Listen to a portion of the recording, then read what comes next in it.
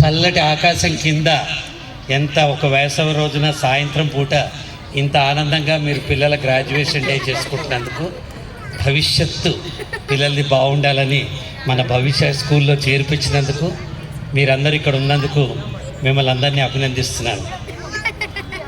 నేను ఖైరతాబాద్లో ఉంటాను. అక్కడి నుంచి ఇక్కడ రావడానికి జస్ట్ 1 గంట 54 నిమిషాలు మాత్రమే పట్టింది. బంపర్ టు బంపర్ ట్రాఫిక్ ఉంది.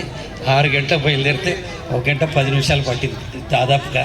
కాబట్టి తప్పు నాది కాదు, పెరుగుతున్న మన నగరాన్ని అని ఫస్ట్ మీ అందరికీ క్షమాపణలు కోరుకుంటూ, నేను ఎప్పుడు లేట్గా పేరెంటింగ్ అంటే ఏంటి అని ఎవరో అడిగితే నేను చెప్పాను, పేరెంటింగ్ అంటే పిల్లల్ని ఒక కారు తన దారి తను వెళ్తూ ఉంటే పంచర్ అయినప్పుడు ఓ స్టెఫ్నీ వచ్చి కాసేపు తోడు నుంచుని తర్వాత మళ్ళీ పని అయిపోయిన తర్వాత డిక్కీలో పడుకుంటుంది.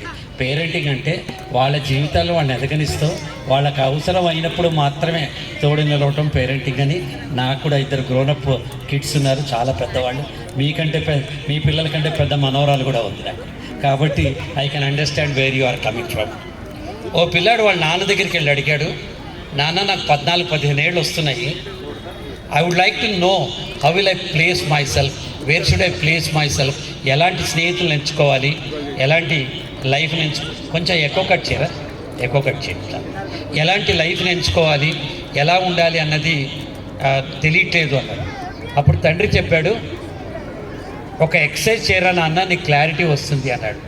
ఒక మెరిసే రాయిని, డైమండ్ కాదు, జస్ట్ ఏ ప్రెషియస్ స్టోన్, మెరిసే రాయిని తీసుకుని నువ్వు మన ఊర్లో ఉన్న రైతు బజార్ కూరగాయల మార్కెట్ బయట పట్టుకునించో, ఎవరితోనూ మాట్లాడకు, ఎవరైనా పలకరిస్తే మాట్లాడకు, ఎవరైనా వచ్చి ఇది అమ్ముతావా నాయనా అని అడిగితే మాత్రం తల ఊపు, ఎంత అంటే 2 వేళ్ళు చూపించు అన్నాడు.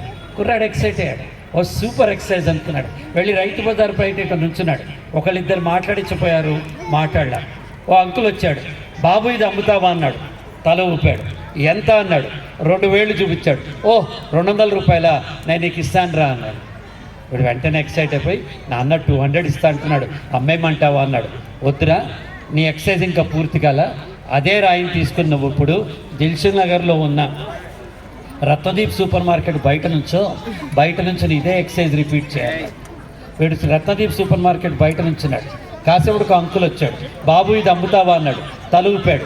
ఎంత అన్నాడు. మళ్ళీ 2 వేలు చూపించాడు. ఓ 2000 రూపాయలే కదా, నీకు నేను ఇస్తాను 2000 అన్నాడు. వీడు ఎక్సైట్ అయిపోయి, నా అన్నోయ్ 200 కాదు 2000 అంటున్నాడు, అమ్మేయమంటావా అన్నాడు.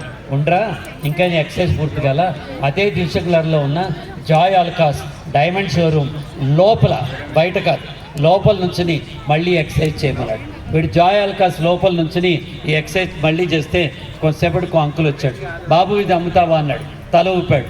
ఎంత అన్నాడు. మళ్ళీ 2 వేలు చూపించాడు. ఓ 2 లక్షల రూపాయలే కదా, నేను ఇచ్చి కొంటాను అన్నాడు.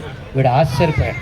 పరిగెత్తుకుంటూ తండ్రి దగ్గరికి వెళ్ళి అడిగాడు, నాన్న అదే నేను, అదే రాయి, ఒకళ్ళు 200 ఇస్తా అన్నారు, ఒకళ్ళు 2000 ఇస్తా అంటున్నారు, ఒకళ్ళు 2 లక్షలు ఇస్తా అంటున్నారు, ఏంటి నాన్న అన్నాడు.